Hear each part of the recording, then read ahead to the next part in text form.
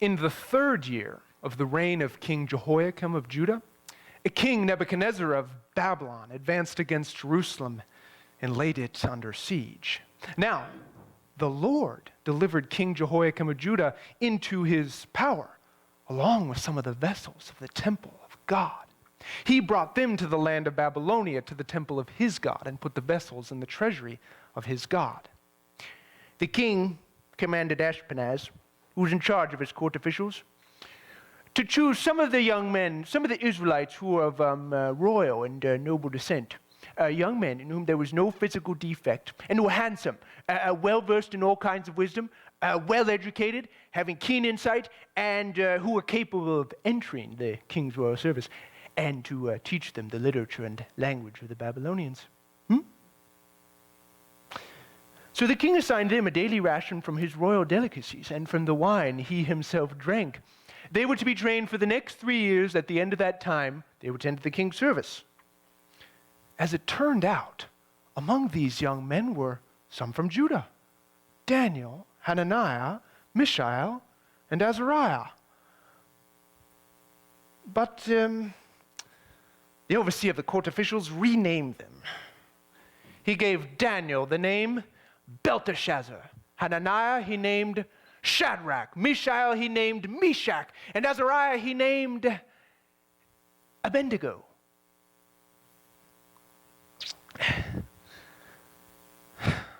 But Daniel made up his mind that he would not defile himself with the royal delicacies or the royal wine.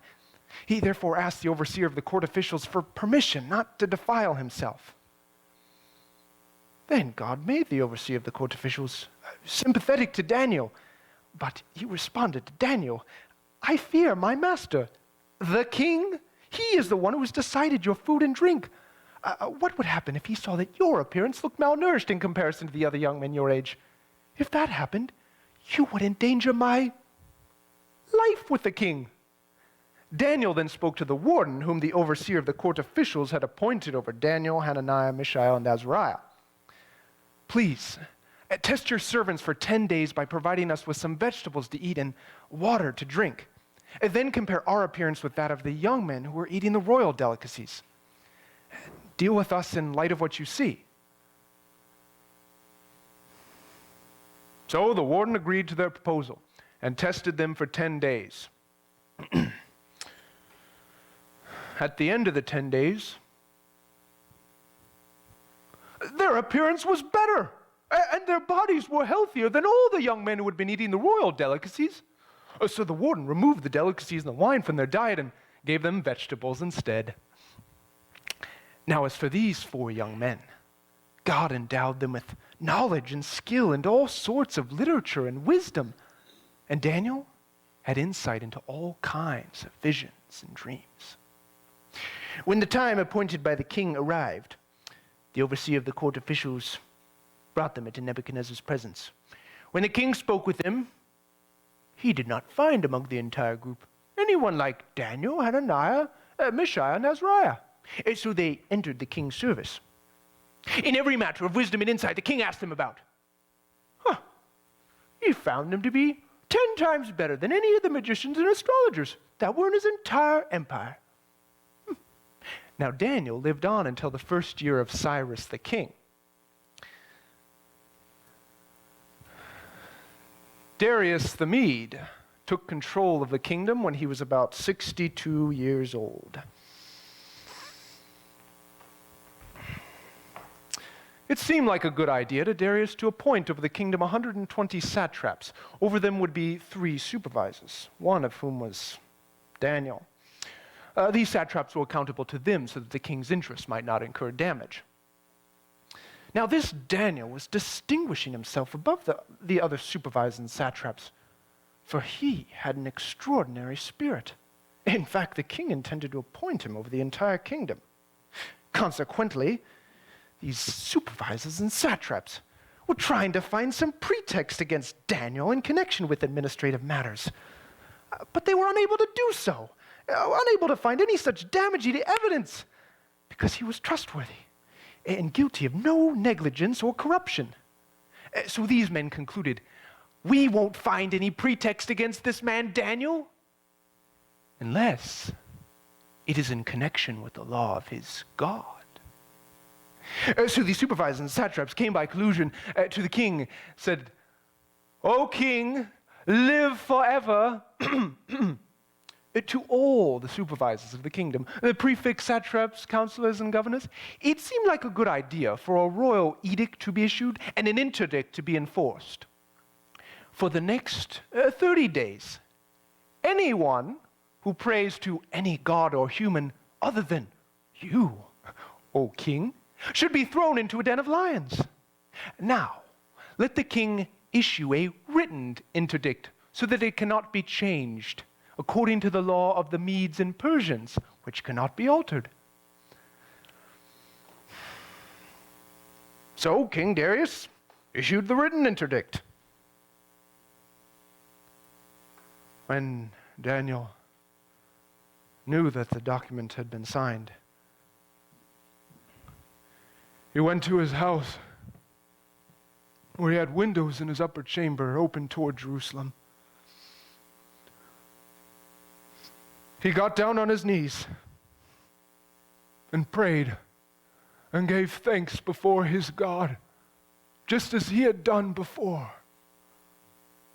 Then those officials who had gone to the king came by collusion and found Daniel praying and asking help before his God.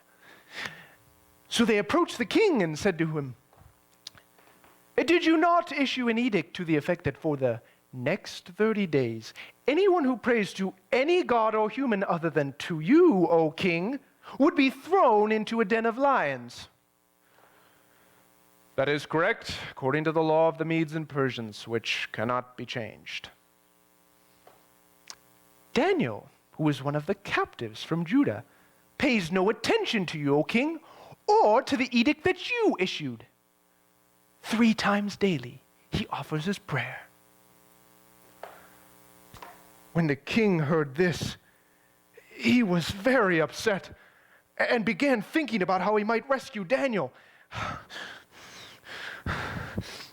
Until late afternoon, he was struggling to find a way to rescue him. Then those men came by collusion to the king and said to him, Recall, O king, that it is a law of the Medes and Persians that no edict or decree that the king issues can be changed.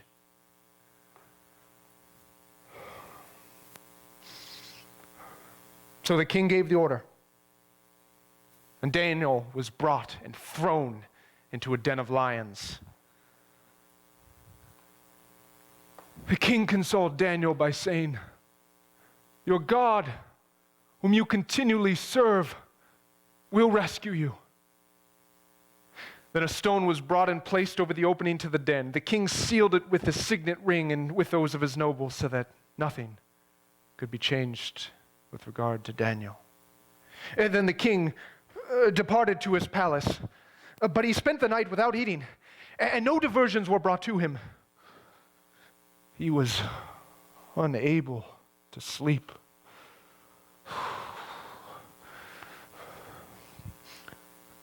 In the morning, at the earliest sign of daylight, the king got up and rushed to the lion's den. As he approached the den, he called out to Daniel in a worried voice, Daniel, servant of the living God, was your God whom you continually serve able to rescue you from the lions? Then Daniel spoke to the king. O king, live forever. My God sent his angel and closed the lions' mouths so that they have not harmed me, because I was found to be innocent before him. Nor have I done any harm to you, O king.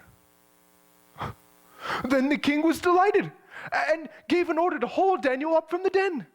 So Daniel was hauled up out of the den.